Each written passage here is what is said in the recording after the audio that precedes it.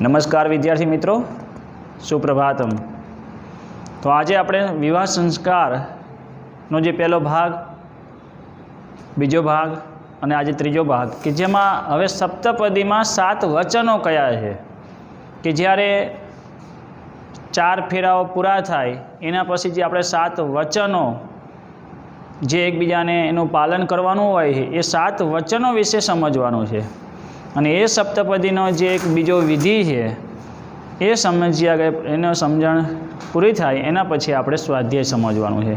તો સૌપ્રથમ જે આપણે 4 ફેરાઓની વાત કરી, 4 ફેરાઓ એટલે કે જે ધર્મ, અર્થ, કામ અને મોક્ષ માટે, તો ધર્મ, અર્થ અને કામ માટે જ્યારે કન્યા સૌપ્રથમ આગળ રહે છે અને મોક્ષ માટે પુરુષની એટલે વરની ત્યાં જરૂર હોય છે, એટલે પાછળના અડધા ભાગમાં એનું પણ માર્ગદર્શન જરૂરી છે। આ પ્રમાણે 4 પુરુષાર્થો પ્રમાણે 4 ફેરાઓની વાત આપણે સમજી ગયા। હવે આગળ સપ્તપદી। સપ્તપદી એટલે વૈદિક વિવાહ વિધિનો આત્મા કહેવાય છે। તો એ વૈદિક વિવાહ વિધિનો જે આત્મા છે એ સપ્તપદીમાં 7 વચનો। તો સૌપ્રથમ આપણે એમાં વાત કરેલી કે એમાં 3 સાક્ષી હોય છે। એક તો ઈશ્વર પોતે, દેવોનો પ્રતિનિધિ એવો ત્યાં અગ્નિદેવ અને સમાજ, આ 3ની સમક્ષ એમની સાક્ષી માનીને 7 વચનો લેવાના હોય છે। અને એ 7 વચનોનું તાત્પર્ય શું છે, આનું તાત્પર્ય શું એ આપણે છેલ્લે ત્યાં એનો અનુવાદ લખાયું હતું। હવે આગળ પણ એ મેં તમને સમજાવી દીધું છે, પણ ફરીથી એકવાર ત્યાં એનો અર્થ લઉં છું, તમે અંદર ધ્યાન આપો। એને સમજાયા પછી આપણે આગળ અનુવાદ સમજવાનો છે।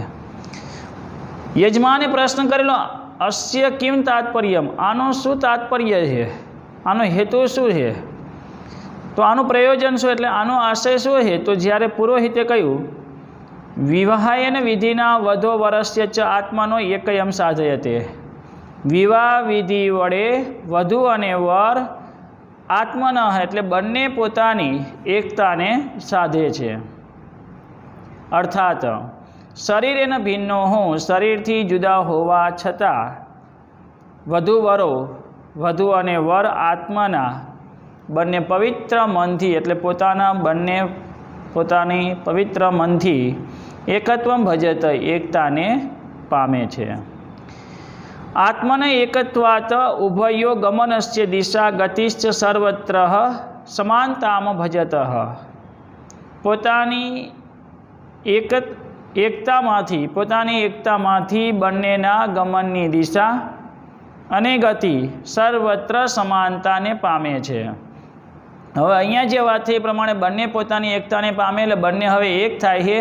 આપણે જોઈએ તો આત્મા એક જ છે, પણ પ્રકૃતિ બધાની અલગ અલગ હોય છે ને, પણ એ પ્રકૃતિ હવે ભલે અલગ હોવા છતાં, બંને અલગ હોવા છતાં શરીરથી બંને એક થાય છે અને બંને એક થઈને હવે એમની જે જવાની જે દિશા છે, ગમનની દિશા એટલે હવે જે આગળ જે એમની જે વિચારવાની જે દિશા છે, એમની જે એક પ્રકારે કાર્ય કરવાની જે ગતિ છે, આ બધું સર્વત્ર બંને એકબીજાની સાથે રહીને સમાનતાને પામે છે। દિશાની સમાનતા એટલે શું, એટલે વિચારની એકતા। દિશાની સમાનતા એટલે વિચાર, બંનેની એક જ દિશા હોવી જોઈએ। એક આ બાજુ વિચારે ને એક બીજું વિચારે તો પછી એ ગાડાના બંને પૈડા સરખા નથી એવું માનવું પડે। પતિ પત્ની, વર અને કન્યા લગ્ન થયા પછી જો એકબીજાના વિચારથી વિરોધમાં ચાલે તો પછી એ બહુ લાંબા સમય સુધી ના રહી શકે, કેમ કે વિચારની દિશા તો બંનેની એક જ હોવી જોઈએ। જે એક વિચારે છે એને સહમત તેની સાથે થાય છે, અને જે પણ સત્ય છે એની સાથે રહીને અને એક વિચારથી આગળ વધે છે। ગતિની સમાનતા એટલે કાર્યમાં સમાન સ્વભાગીપણું। સ્ત્રી ઘરનું કામ બધું સંભાળતી હોય તો પુરુષ ત્યાંય બહાર જે પણ મહેનત કરીને ધન કમાઈને આવે છે। આ પ્રમાણે ઘરના દરેક કામ પૂર્ણ થાય છે અને ઘરની જવાબદારી બંને સાથે નિભાવે છે। સ્ત્રી માત્ર ત્યાં ઘરે બેસી રહે છે અને પુરુષ એક જ માત્ર કમાય છે એવું નથી। સ્ત્રી આખા ઘરની બધી જવાબદારી સંભાળી લે છે, પુરુષ માત્ર ત્યાં બહારથી મહેનતથી, અથવા સ્ત્રી પણ ઘણી વખત ઘણી બધી સ્ત્રીઓ ત્યાં બહાર પણ મહેનત કરીને ધન કમાય છે અને ઘરનું કામ કરે છે, એટલે માટે સ્ત્રી મહાન છે। અને આ પ્રમાણે બંનેને ત્યાં સ્વભાગીપણું હોય જ છે. ઘરનું કામ એ અમુક ત્યાં હોય તો પુરુષ પણ તેની સાથે એ કાર્યમાં જોડાય છે. એટલે આ પ્રમાણે બંને સાથે રહીને સમાનપણું જે રહેલું છે એટલે સમાન કાર્યમાં એ જોડાય છે. વધુ વર જ્યારે સમાનપણે જ વિચાર કરે છે, સમાન કાર્ય કરે છે, ત્યારે તે બંને ગૃહસ્થાશ્રમના લક્ષ્યને નિશ્ચિત રૂપે પ્રાપ્ત કરે છે. કેમ કે જ્યારે એ લક્ષ્યને ધ્યેયને ગૃહસ્થાશ્રમના ધ્યેયને પ્રાપ્ત કરવો હોય ને તો બંનેના વિચાર એક હોવા જોઈએ અને કાર્યમાં સમાન સહભાગીપણું હોવો જોઈએ. ત્યારે એ ગૃહસ્થાશ્રમનો એટલે બીજું જે આશ્રમ આપણે જે વાત થઈ હતી કે જે આમ જોવા જઈએ તો વર્ષ પ્રમાણે 26 થી 50 વર્ષ સુધી 25 વર્ષના 4 ભાગ પડે એ 25 વર્ષ એટલે એના માટે બહુ કઠિન છે. પણ બંને સાથે મળીને એ કાર્ય કરશે ને એટલે બહુ કઠિન નથી. એક જ વિચાર કાર્યમાં જ્યાં ભાગીદારપણું જે એમનામાં રહેલું છે આ પ્રમાણે બંને સાથે રહીને કામ પૂર્ણ કરે છે. તો ગૃહસ્થ આશ્રમના લક્ષ્યને પ્રાપ્ત કરવા માટે હર હંમેશા બંનેના વિચાર એક હોવા જોઈએ અને સમાન કાર્ય હોવું જોઈએ. હવે આગળ વાત કરીએ ગૃહસ્થ આશ્રમ એટલે શું, આ પ્રશ્ન ઊભો થયો. પહેલાં 7 પગલાઓ એટલે શું એ સમજાયું, પણ હવે 7 પગલાઓમાં 7 વચનોને આપણે સમજવાના. 7 પગલાઓનું તાત્પર્ય શું હતું કે બંને એક સાથે રહેવાનું છે. ભલે અલગ હતા બંને, પ્રકૃતિ બંનેની અલગ હતી, પણ હવે જ્યારે એ કન્યા જે બીજા ઘરમાં જ્યારે પ્રવેશ કરે છે ત્યારે એને 7 વચનો આપે છે કે તમારો જે ધર્મ છે, તમારી જે ધન સંપત્તિ જે આપણે 4 ફેરા મેં તમને સમજાવ્યું એ પ્રમાણે બધામાં હું સાથે જોડાવા માગું છું. યજમાન આગળનો પ્રશ્ન કરે છે ગૃહસ્થાશ્રમસ્ય કિમ લક્ષ્યમ, ગૃહસ્થાશ્રમનું શું ધ્યેય શું છે, ગૃહસ્થાશ્રમનું ધ્યેય શું છે. પુરોહિત સપ્તપદ્યામાં એક પહેલું જે છે તમને હું લખાઈ દઉં અનુવાદ, પછી આપણે છેલ્લે 7 વચનો જે છે એને સમજીને લખવાના રહે. તો આગળનો અનુવાદ જ્યાં સુધી લખાય તો એના પછી આપણે આગળ જોઈએ. છેલ્લે મેં લખાય તો યજમાન, આનો આશય શું છે. હવે એ યજમાન પછીનું જે પાત્ર છે પુરોહિત. યજમાનનું છેલ્લું વાક્ય મેં લખાય તો આનો આશય શું છે અથવા એનું તાત્પર્ય શું છે. પછી આપણે આગળ લખવાનું છે પુરોહિતમાં. તો પુરોહિત એ સમજાવીને લખાવે છે જે એને વાત કરી કે આનો આશય એનું તાત્પર્ય શું છે. તો વિવાહ વિધિ વડે વધુ અને વર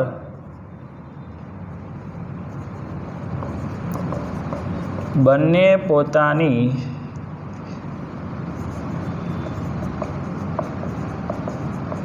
એકતાને પામે છે, સાધયતે સાધે છે, અર્થાત શરીરથી જુદા હોવા છતાં વધુ અને વર બંને પવિત્ર મનથી એકતાને પામે છે.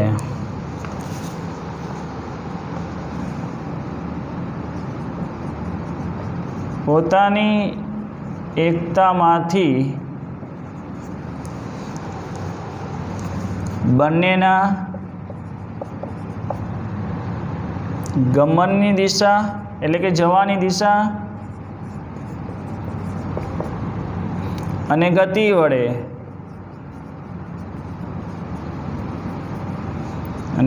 વડે સર્વત્ર સમાનતા પામે છે. દિશાની સમાનતા એટલે વિચારની એકતા, ગતિની સમાનતા એટલે કાર્યમાં સમાન સહભાગીપણું,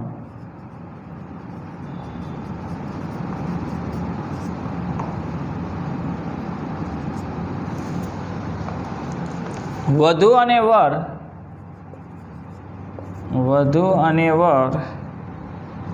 જ્યારે સમાનપણે જ વિચાર કરે છે અને સમાન કાર્ય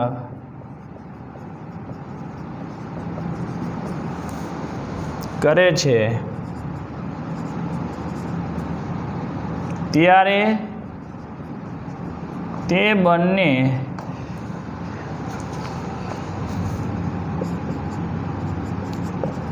ગૃહસ્થાશ્રમ ના ધ્યેયને નિશ્ચિત રૂપે પ્રાપ્ત કરે છે. હવે આગળનું જે પાત્ર છે એમાં જે ફરીથી પાછો પ્રશ્ન થયો હોય યજમાન, તો યજમાન ત્યાં એ પ્રશ્ન શું કરે છે? ગૃહસ્થાશ્રમસ્ય કિમ લક્ષ્યમ,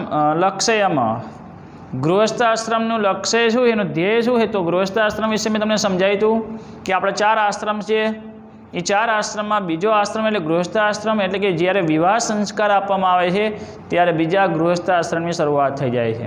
તો એનો ધ્યેય શું? એના માટે 7 પગલાઓ 7 વચનો આપણે સમજવાના છે. સપ્તપદ્યામ એટલે સપ્તપદીમાં, સપ્તમી ભક્તિ પ્રમાણે અર્થ આપેલો છે.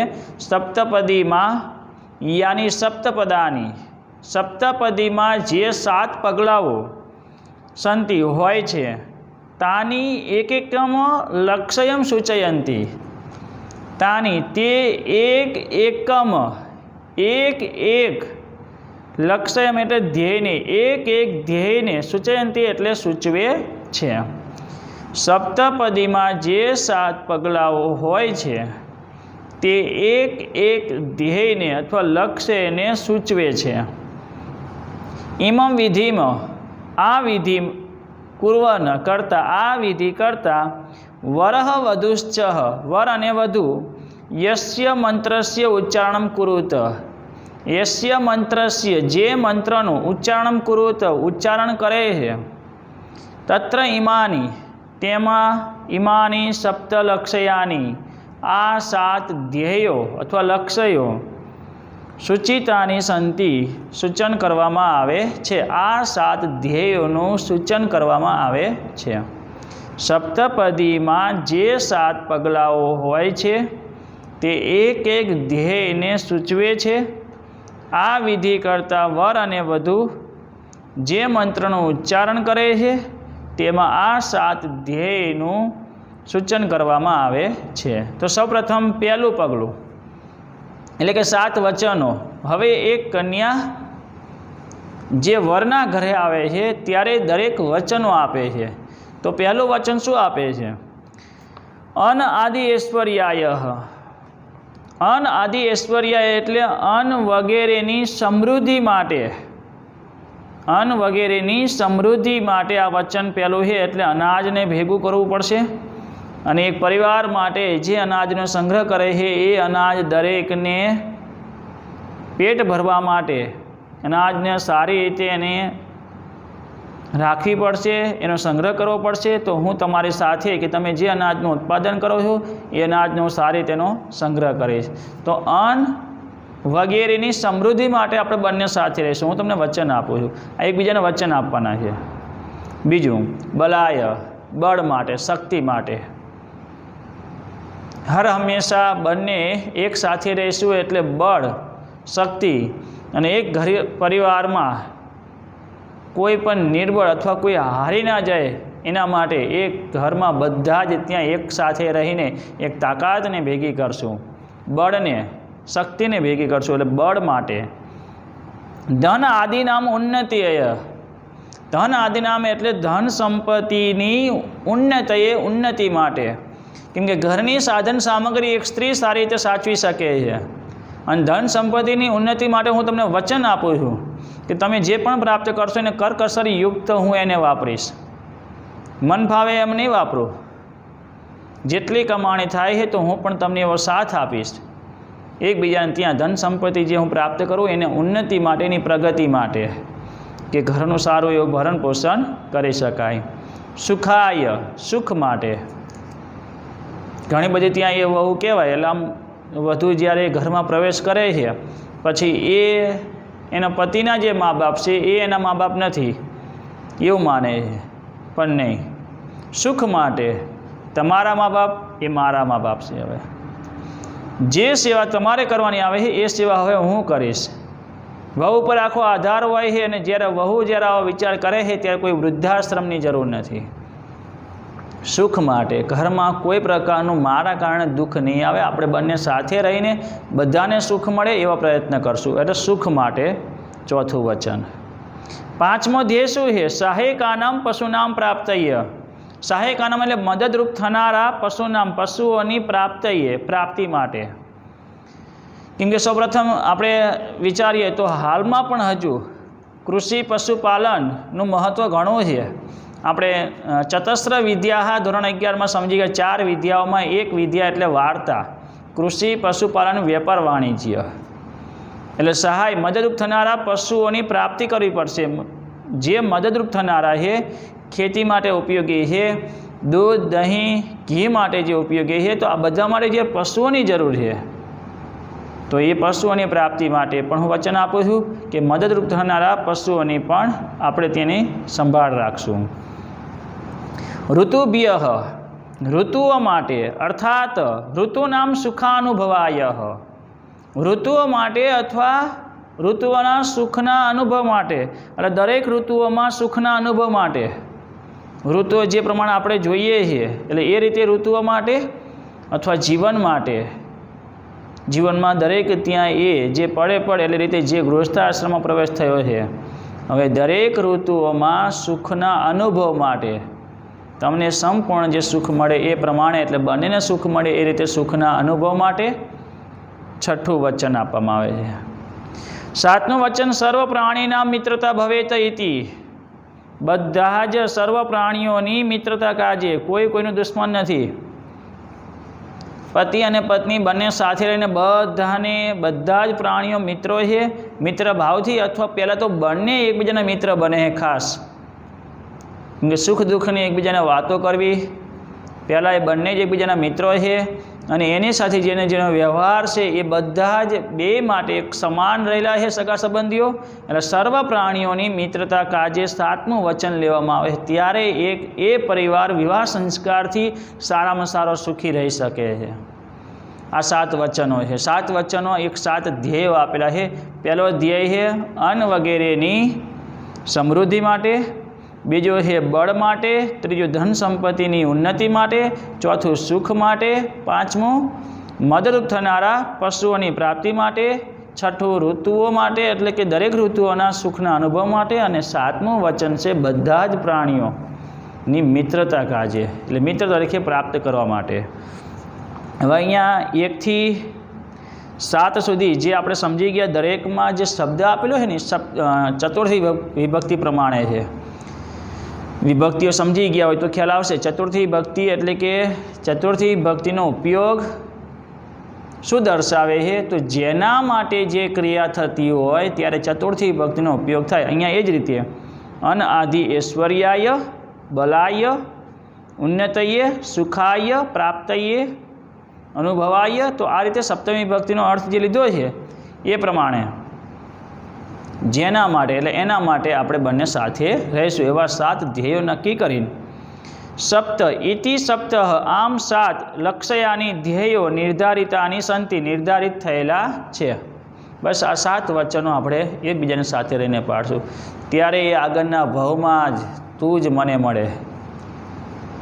પતિ પત્ની બંને એક વિચારથી એક દિશામાં ગતિ બંનેની સરખી છે, સમાન કાર્યમાં સહભાગીપણું છે.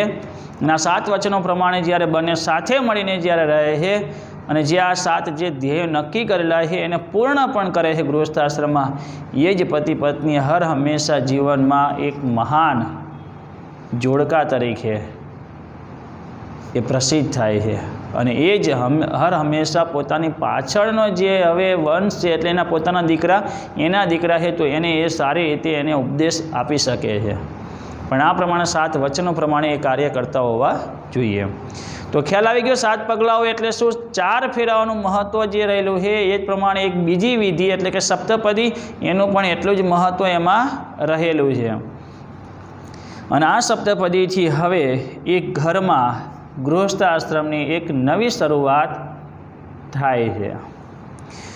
તો અહીંયા આપણે 4 ફેરા અને સપ્તપદી વિશેની જે માહિતી પ્રાપ્ત કરી એ અહીંયા આપણે પૂર્ણ કરીએ છીએ. હવે માત્ર યજમાન, કેમ કે જેની પાસેથી આપણે આટલી સરસ મજાની વિદ્યા પ્રાપ્ત કરી કે વિધિ 4 ફેરાની વિધિ એ ખબર હવે પડી આપણને, અને સપ્તપદીની વિધિ, આ 2 વિધિ જે આપણને જે પુરોહિત એટલે ગોર મહારાજે જે રીતે સમજાવ્યો તો આપણે એમનો આભાર પણ વ્યક્ત કરવો જોઈએ. એટલે યજમાન હવે એમનો આભાર વ્યક્ત કરે છે.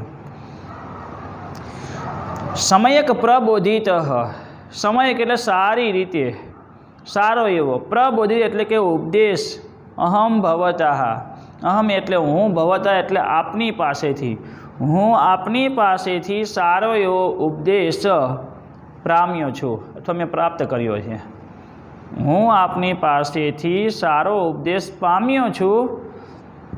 ભવતે નમો નમઃ, તેથી ભવત આપને નમો નમઃ, વારંવાર હું નમસ્કાર કરું છું, હું આપનું અભિવાદન કરું છું, હું તમને વંદન કરું છું કે જે તમારી પાસેથી મેં સારો એવો ઉપદેશને પ્રાપ્ત કર્યો છે. હું આપની પાસેથી સારો ઉપદેશ પામ્યો છું, તેથી આપને નમસ્કાર કરું છું. નમો નમઃ એટલે વારંવાર નમસ્કાર કરું છું, તો અભિવાદન કરું છું. પુરોહિત, હવે જ્યારે કોઈ અભિવાદન કરે તો પુરોહિત ગોર મહારાજે પછી એમને આશીર્વાદ તો આપવા જોઈએ ને, તો આપણને એક સરસ મજાના આશીર્વાદ આપે છે. સ્વસ્તિ ભવતે હે, તમારું સ્વસ્તિ એટલે કલ્યાણ થાઓ, તમારું કલ્યાણ થાઓ. સત્યાસંતુ યજમાનસ્ય કામાહ, યજમાનસ્ય કામા એટલે યજમાનની, કામા એટલે ઈચ્છાઓ, યજમાનની બધી જ ઈચ્છાઓ સત્યાસંતુ, સફળ થાઓ. યજમાનની બધી ઈચ્છાઓ સફળ થાઓ, તમારું કલ્યાણ થાઓ, જીવનમાં તમે જે ઈચ્છો એ તમને પ્રાપ્ત થાઓ. આવા સરસ ત્યાં પુરોહિત છેલ્લે આશીર્વાદ આપે છે. તો હવે છેલ્લા 3 પાત્રનો અનુવાદ બાકી છે, એ આપણે લખી દઈએ, પછી સ્વાધ્યાય સમજવાનો છે. તો છેલ્લે અહીંયા નિશ્ચિત રૂપે પ્રાપ્ત કરે. હવે યજમાનનું પાત્ર છે એ લખવાનું છે, અને પછી પુરોહિત.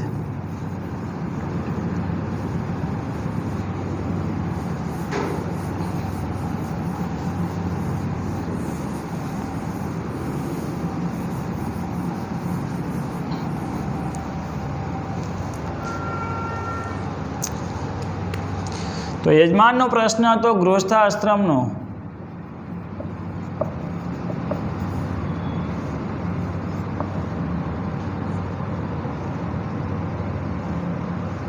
ધ્યેય અથવા લક્ષ્ય એ શું છે? તો પુરોહિત,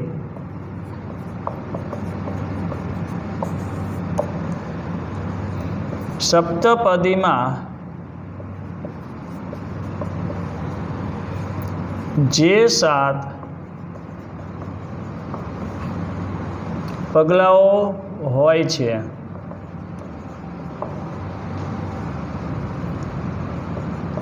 તે એક એક ધ્યેયને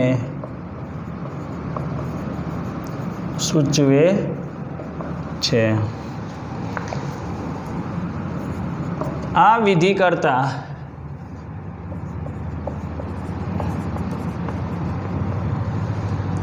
વર અને વધુ બંને જે મંત્રનું ઉચ્ચારણ કરે છે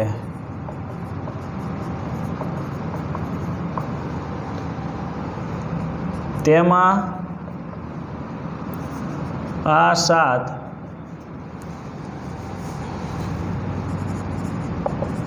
ધ્યેયોનું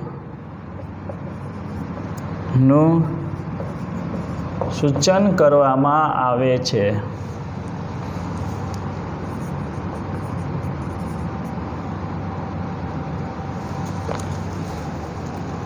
તમારે ઊભા રીતે ક્રમમાં લખવા હોય તો પણ તમે લખી શકો છો. પહેલું, અન્ન વગેરેની સમૃદ્ધિ માટે. પછી બીજું, બળ માટે અથવા શક્તિ માટે. ત્રીજું,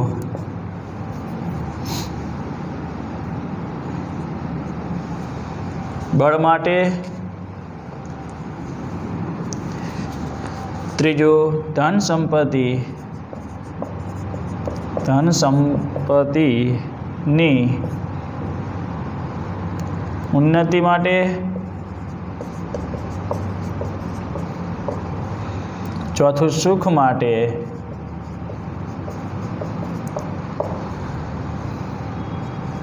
પાંચમું, મદદરૂપ થનારા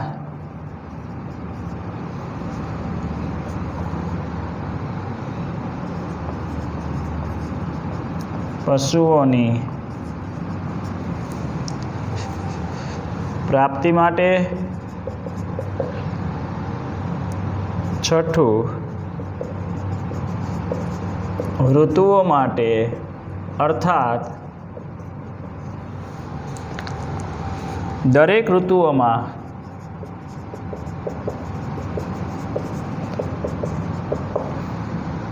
સુખના અનુભવ માટે.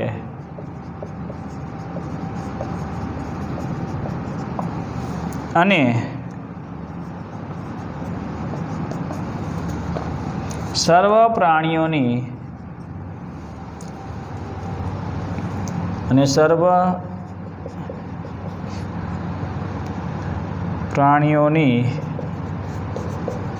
મિત્રતા કાજે. આમ 7 ધ્યેયો નિર્ધારિત થયેલા છે અથવા નક્કી કરેલા છે.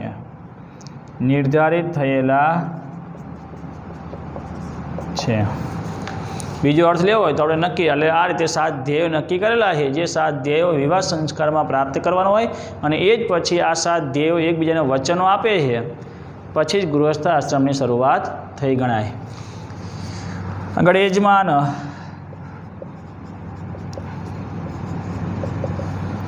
હું આપની પાસેથી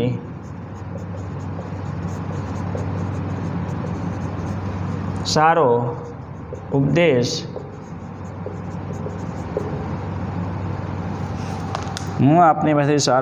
પામ્યો છું.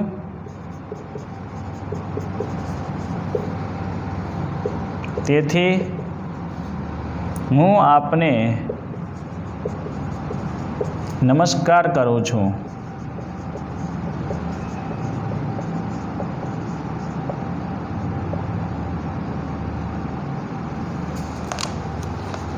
જ્યારે પુરોહિત છેલ્લે આશીર્વાદ આપે છે, છેલ્લું વાક્ય પુરોહિતનું, તમારું કલ્યાણ થાઓ.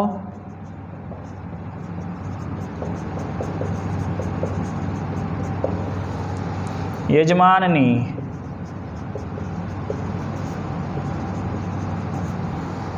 બધી ઈચ્છાઓ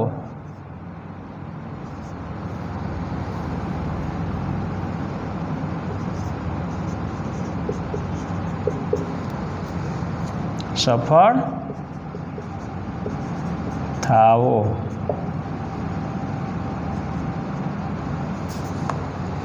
તો અહીંયા છેલ્લે આપણે જોઈ ગયા એ પ્રમાણે આગળ સમજાયું હતું મેં કે જે રીતે 7 પગલાઓનું મહત્ત્વ, એક વિચારની સમાનતા રહે, કાર્યમાં પણ બંનેનો વિચાર એક સમાન રહે, પણ એ ગૃહસ્થ આશ્રમનું જે ધ્યેય છે એના માટે આ 7 પગલાઓમાં 7 વચનો આપેલા છે. એ 7 વચનોને આપણે ખાસ સમજવાના છે અને પ્રશ્નો માટે ક્રમમાં યાદ રાખવાના. પહેલું વચન, બીજું, ક્રમ બદલાવા જોઈએ નહીં.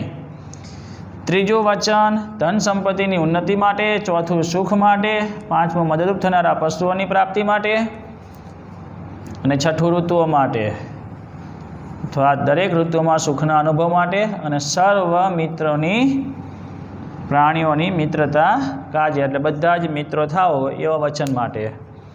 બસ તો અહીંયા આપણે 4 ફેરાઓ, ધર્મ, અર્થ, કામ અને મોક્ષ, જેમાં 3માં કોણ આગળ હોય છે અને 1માં કોણ આગળ હોય છે એ કયા આધારે કહી શકાય છે? બૃહદ બ્રહ્મ નિત્ય કર્મ સમુચાય ને આધારે કહેવાય. કન્યા 3 વખત આગળ રહે એટલે ધર્મ, અર્થ અને કામમાં એનું માર્ગદર્શન હોય છે અને મોક્ષમાં વરનું. હવે આ સમજી ગયા પછી હવે આપણે એનો સ્વાધ્યાય પણ સમજી લઈએ.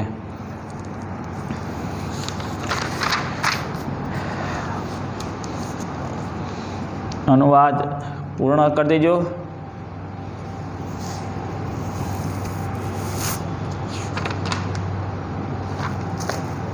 એક મિનિટ, એક શબ્દ ખોટો લખાઈ ગયો છે, સફરની. હા, અર્થ બદલાઈ જાય. બધી ઈચ્છાઓ સફળ થાઓ એટલે સફળ થઈ જશે. સારું, અનુવાદ લખાઈ ગયો હોય તો આપણે આગળ સ્વાધ્યાય જોઈ લઈએ.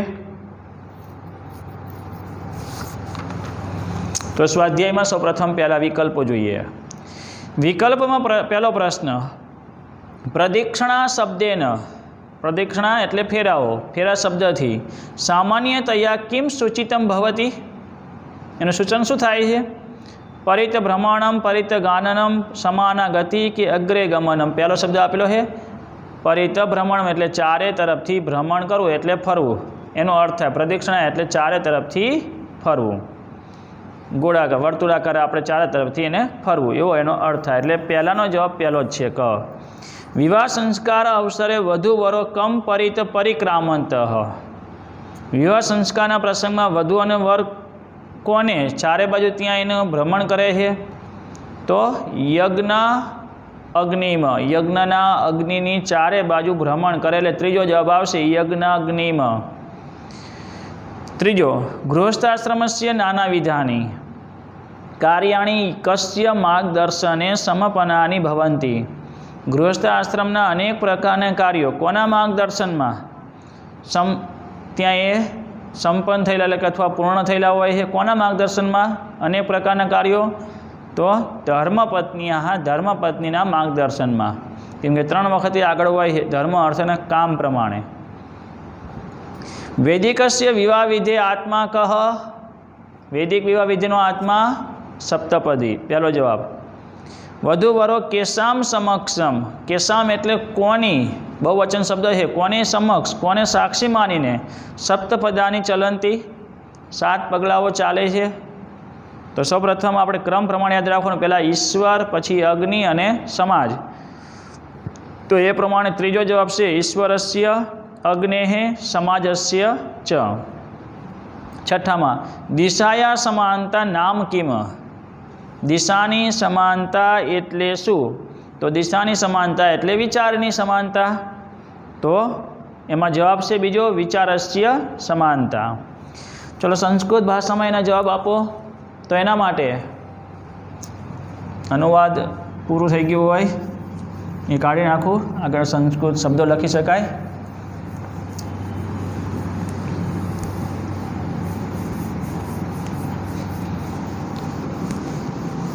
સંસ્કૃત પ્રશ્નો તમારે વૈકલ્પિક પ્રશ્નો તરીકે એટલે વિકલ્પમાં પણ આવી શકે છે, ખાલી જગ્યાઓમાં પણ લઈ શકાય છે. હેતુલક્ષી પ્રશ્નો આપણે જે પૂછાય 100 માર્ક્સના પેપરમાં 20 અથવા 80 માર્ક્સનું પેપર હોય તો 16, તો એ પ્રમાણે આપણે ધ્યાનમાં રાખવાનું કે એ હેતુલક્ષી પ્રશ્નોમાં પ્રશ્ન 1 અને પ્રશ્ન 2 એટલે કે વિકલ્પો અને સંસ્કૃત પ્રશ્નો એના માટે મહત્ત્વના છે. વિવાહ સંસ્કારે કતિ પ્રદક્ષિણા ભવંતી. પ્રદક્ષિણા શબ્દ સ્ત્રીલિંગ શબ્દ છે એટલે એ પ્રમાણે ધ્યાન રાખવાનું છે. પ્રદિક્ષણાહ બહુવચન શબ્દ સ્ત્રીલિંગ પ્રમાણે, તો જવાબ આવશે એમાં કતિની જગ્યાએ ચતસ્રઃ. ચતસ્રઃ પ્રદિક્ષણાહ ભવંતિ, એટલે કે 4 ફેરાઓ હોય છે. કતિ પ્રદિક્ષણાસુ કન્યા પ્રથમમ ચલતી, કેટલી, કતિ એટલે કેટલી અથવા કેટલું, તો કેટલી પ્રદિક્ષણાઓમાં અથવા કેટલા ફેરામાં કન્યા પ્રથમ ચાલે છે? 3. તો પ્રદિક્ષણાસુ શબ્દ પ્રમાણે શબ્દ લખવાનો ત્રિસ્રુષુ સપ્તમી બહુવચન પ્રમાણે, એટલે કે 3 પ્રદિક્ષણાઓમાં કન્યા પ્રથમ ચાલે છે. અંતિમાયામ પ્રદિક્ષણાયામ કહ અગ્રે ચલતી, અંતિમ એટલે છેલ્લી જે ફેર, છેલ્લી પ્રદિક્ષણામાં અથવા છેલ્લા ફેરામાં કોણ આગળ ચાલે છે? કહની જગ્યાએ વરહ. ખાલી માત્ર એક જ છેલ્લા ફેરામાં, એ બૃહદ બ્રહ્મમાં જે કહ્યું એ પ્રમાણે. પુરુષસ્ય માર્ગદર્શનમ કદા અપેક્ષિતમ ભવતી, પુરુષનું માર્ગદર્શન કદા એટલે ક્યારે જરૂરી હોય છે? તો જીવનના પાછળના અડધા ભાગમાં, એટલે જીવનસ્ય પરાધે. જીવનસ્ય પરાધે એટલે જીવનના પાછળના અડધા ભાગમાં, જીવનસ્ય પરાધે પુરુષસ્ય માર્ગદર્શનમ અપેક્ષિતમ ભવતી. સપ્તપદીયામાં એટલે કે સપ્તપદીમાં પ્રથમ પદમ કસ્મે, પહેલું પદ એટલે કે પહેલું વચન, પહેલું પગલું, કસ્મે પ્રયોજનાય અસ્તિ, કોના પ્રયોજન માટે હોય છે? તો સૌપ્રથમ મેં તમને કહ્યું તો ક્રમ પ્રમાણે યાદ રાખજો. તો સૌપ્રથમ પહેલાં શું આવે છે? અન આદિ.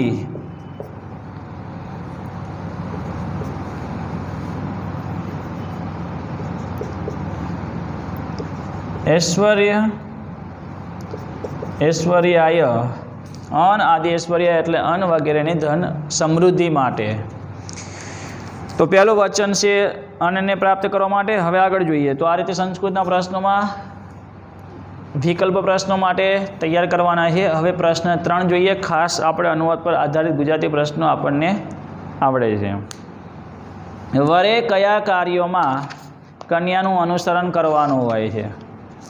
તો કન્યાએ વરે કયા કાર્યોમાં કન્યાનું અનુસરણ કરવાનું હોય છે? તો એ આપણે જોઈએ આગળ શરૂઆતમાં કે ગૃહસ્થ આશ્રમના અનેક પ્રકારના કાર્યોમાં, મોટો ફકરો આપેલો છે, એમાં આગળ પાછળ રહેવાનું પાછળનું પ્રયોજન શું, જ્યારે એ સમજાવ્યું ત્યારે એ અર્થ જે છે એ આમાં લેવાનો કે ગૃહસ્થ આશ્રમમાં અનેક પ્રકારના કાર્યો સદગુણોથી યુક્ત સૌજન્યશીલ એવી ધર્મપત્નીના માર્ગદર્શનમાં પૂર્ણ થયેલા હોય છે.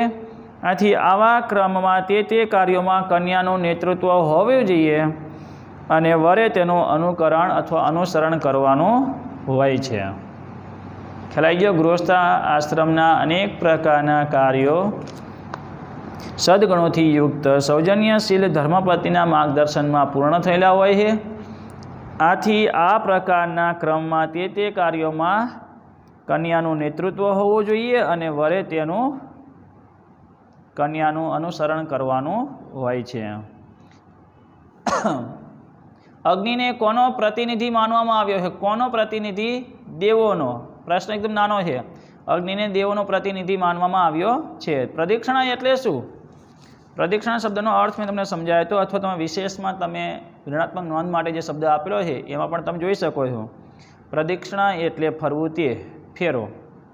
કોઈ પણ પદાર્થને પોતાની જમણી બાજુ રાખીને જ્યારે તેને ચારે તરફ ફરવામાં આવે છે ત્યારે એ ફરવાની ક્રિયાને પ્રદિક્ષણા કહે છે. પુરુષાર્થો કેટલા છે? 4. કયા કયા?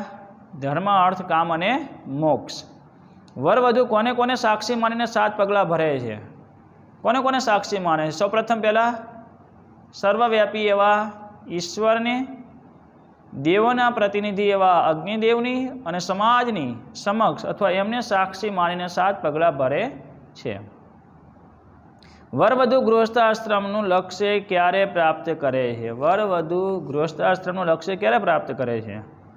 તો આપણે પહેલાં દિશાની સમાનતાની જે વાત થઈ હતી એ પ્રમાણેમાં અર્થ છે કે વધુ અને વર જ્યારે સમાનપણે જ વિચાર કરે છે અને સમાન કાર્ય કરે છે ત્યારે તે બંને ગૃહસ્થાશ્રમના લક્ષ્યને પ્રાપ્ત કરે છે.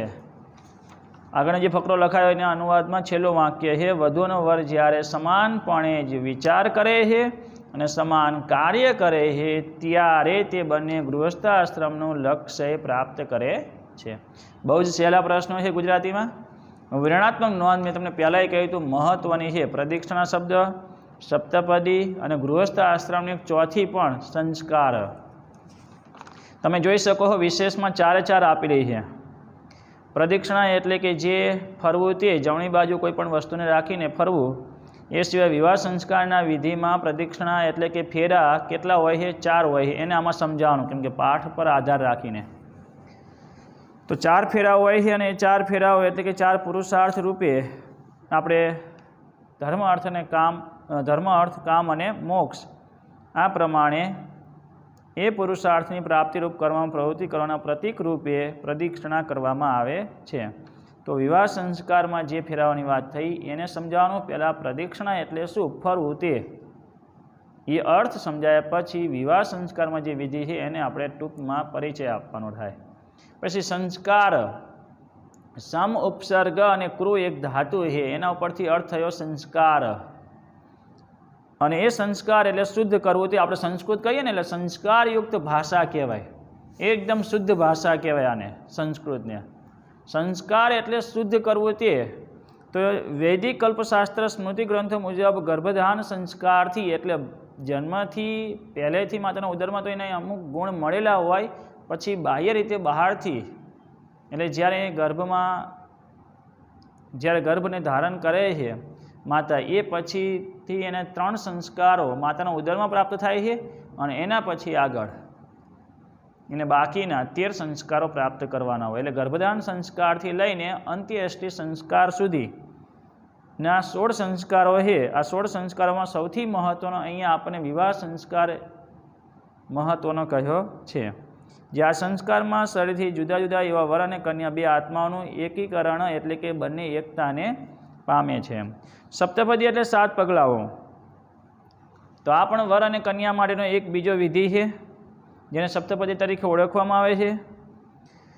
અને જે આપણે વાત થઈ એ પ્રમાણે જે 3ને સાક્ષી માનીને 7 પગલાઓ ભરે છે અને ગૃહસ્થ આશ્રમની શરૂઆત થાય છે ત્યારે એ બાબતે કે એક જ દિશા રાખીને સમાન ગતિ રાખીને લક્ષ્યને આપણે બંને સાથે રહીને પ્રયત્નશીલ બનશું, બંને એને પૂર્ણ કરશું એવો સંકલ્પ અહીંયા લેવામાં આવે છે। ગૃહસ્થ આશ્રમમાં 4 આશ્રમની વાત થઈ છે। 4 આશ્રમના નામ બ્રહ્મચર્ય, ગૃહસ્થાશ્રમ બીજો આશ્રમ થાય, વાનપ્રસ્થ અને છેલ્લો સંન્યાસ આશ્રમ।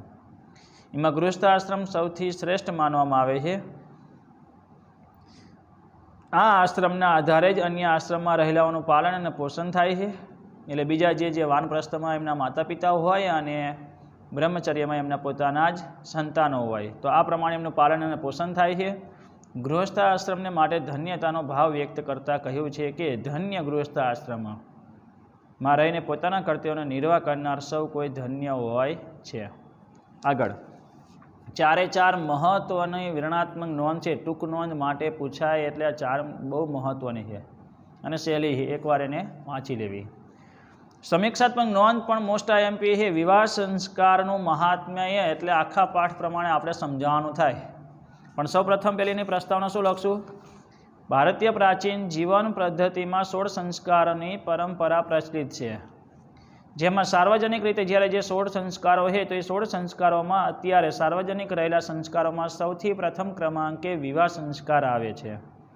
અને એ વિવાહ સંસ્કાર અંતર્ગત અનેક વિધિઓ કરવાના થતા હોય છે, જેમાં 2 વિધિ અહીંયા પરિક્રમા અને એક સપ્તપદી એ મુખ્ય છે। તો એ બંને વિધિ સમજાવતા યજમાન અને પુરોહિત બંને સંવાદ દ્વારા અહીંયા એનો સરસ ત્યાં એનો ઉપદેશ આપવાનો પ્રયત્ન કરવામાં આવ્યો, એનો ઉપદેશ આપવામાં આવ્યો છે। તો એ સંવાદ દ્વારા આ 2 વિધિ વિશે આપણે એનો ઉપદેશ પ્રાપ્ત કરીએ। તો સૌપ્રથમ પહેલાં આપણે 4 ફેરાઓ પ્રદક્ષિણા, પછી એ પ્રદક્ષિણામાં વરવધુ અને વરવધુમાં સૌથી આગળ કોણ રહે છે, પાછળ કોણ હોય છે અને છેલ્લા ફેરામાં કોણ આગળ હોય છે અને કયા આધારે બૃહદ બ્રહ્મ નિત્ય કર્મ સમુચયને આધારે આ પ્રમાણે કહેવામાં આવે છે એ ખાસ લખવાનું એમાં। અને ધર્મ અર્થ કામ અને મોક્ષ એ 4 પુરુષાર્થો છે એ પ્રમાણે ધર્મ અર્થ કામમાં કન્યાનું માર્ગદર્શન હોય છે અને મોક્ષ માટે એટલે પાછળ જીવનના પાછળના અડધા ભાગમાં વરનું માર્ગદર્શન જરૂરી હોય છે। આમ એકબીજાએ એનું અનુસરણ કરવાનું છે એ સમજાયા પછી બીજો વિધિ એટલે સપ્તપદી। પછી સપ્તપદીનો અર્થ શું, એનું તાત્પર્ય શું, અને પછી ગૃહસ્થ આશ્રમનું જે લક્ષ્ય એને પ્રાપ્ત કરવા માટે 7 વચનો છે, જે આપણે સંકલ્પ લેવાનો છે વર અને કન્યા બંને, તો એના વિશે લખવાનું છે. આમ અહીં આ વિવાહ સંસ્કારમાં અનેક વિધિઓ થતા હોય છે, જ્યારે અહીંયા યજમાન અને પુરોહિતના સંવાદ દ્વારા પ્રદક્ષિણા અને સપ્તપદી નામના વિધિનો જે ઉપદેશ આપવામાં આવ્યો છે, એ સરસ એનો અહીંયા સંવાદ દ્વારા ઉપદેશ આપવામાં આવ્યો છે. અને જે વિવાહ સંસ્કારની ભારતીય સંસ્કૃતિમાં આપણે જોઈએ તો જે ગૃહસ્થાશ્રમની જે શરૂઆત થાય એ વિવાહ સંસ્કારથી શરૂઆત થાય છે. એટલે 16 સંસ્કારમાં સૌથી વધારે મહત્ત્વ વિવાહ સંસ્કારનું રહેલું છે. સસંદર્ભ સમજાવો. 2 વાક્યો આપેલા છે. જો વિવાહ સંસ્કારનું મહાત્મ્ય આપણે સમીક્ષાત્મક નોંધ તૈયાર કરીએ એટલે આ 2 સસંદર્ભ તૈયાર થઈ જાય. માત્ર ખાલી આપણે અહીંયા જે અનુવાદ લખવાનું છે અનુવાદ તૈયાર કરવાનું રહે. ધર્મ, અર્થ, કામ અને મોક્ષ એમ 4 પ્રકારના પુરુષાર્થો છે. 4 પુરુષાર્થો કયા છે? ધર્મ, અર્થ, કામ અને મોક્ષ. ભારતીય પરંપરા પ્રમાણે 16 સંસ્કારો ની પરંપરા પ્રચલિત છે. એવી એક જે માન્યતા પ્રમાણે કે જે અહીંયા યજમાન અને પુરોહિતના સંવાદ દ્વારા પરિક્રમા અને સપ્તપદી વિશેનો ઉપદેશનો પરિચય આપવામાં આવ્યો છે. તો અહીંયા ધર્મ, અર્થ, કામ અને મોક્ષ એ 4 પુરુષાર્થો છે. એટલે 4 ફેરાઓ વિશે 4 ફેરાઓનું જે મહત્ત્વ છે એ અહીંયા સમજાયું છે. સૌપ્રથમ પ્રદક્ષિણા, પછી પ્રદક્ષિણાની વાત કરીએ એટલે ફેરાઓની, પછી એને બહુ વિસ્તારથી સમજાવવાની જરૂર નહીં. પ્રદક્ષિણા એટલે શું એ સમજાયા પછી 4 ફેરાઓ. તો બૃહદ બ્રહ્મ કર્મ નિત્ય સમુચાયને આધારે કન્યા 3 વખત આગળ હોય છે, 3 ફેરામાં આગળ હોય છે, જ્યારે વર અંતિમ ફેરામાં આગળ હોય છે. પછી એની પાછળનું મહત્વ એટલે કે ધર્મ, અર્થ અને કામ માટે સ્ત્રીનું માર્ગદર્શન જરૂરી છે, જ્યારે મોક્ષ માટે અંતિમ ફેરામાં વર આગળ હોય છે. એકબીજાએ તેનું અનુસરણ કરવું જોઈએ. જેનું જે નેતૃત્વ હોય છે એની પાછળ એને કન્યાનું નેતૃત્વ હોય તો વરે એનું અનુસરણ કરવું જોઈએ. અને જીવનના પાછળના અડધા ભાગમાં જ્યારે પુરુષના માર્ગદર્શનની જરૂરી છે એટલે મોક્ષ માટે જરૂરી છે ત્યારે કન્યાએ તેનું અનુસરણ કરવું જોઈએ. આ પહેલો જે ભાગ છે એ સમજાયા પછી હવે આગળ જોઈએ. એટલે આ જે 4 પુરુષાર્થો છે એ પહેલો ભાગ છે. એટલે પહેલી વિધિ પરિક્રમા, પ્રદક્ષિણા, ફેરાઓ જે છે એના વિશે આપણે સમજાવવાનું રહે. આ 4 પુરુષાર્થો ઉપર થોડુંક વધારે આપણે ભાર દેવાનો છે.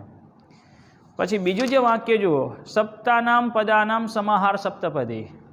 7 પગલાઓનો સમૂહ એટલે સપ્તપદી, એટલે બીજો વિધિ જે સમજાવવામાં આવ્યો છે. એટલે આપણે વિવાહ સંસ્કારનું મહાત્મ્ય જ્યારે સંપૂર્ણ પાઠ પ્રમાણે એને સમજાવવાનું છે, જ્યારે અહીંયા 4 પુરુષાર્થોમાં 4 ફેરાઓ વિશે સમજાવવાનું અને સપ્તપદીમાં એક બીજો ભાગ. સપ્તપદીમાં એનું તાત્પર્ય શું, જે દિશાની સમાનતા, વિચારની જે એકતા છે તે, અને ગતિ એટલે કે કાર્યમાં સમાન સહભાગીપણું.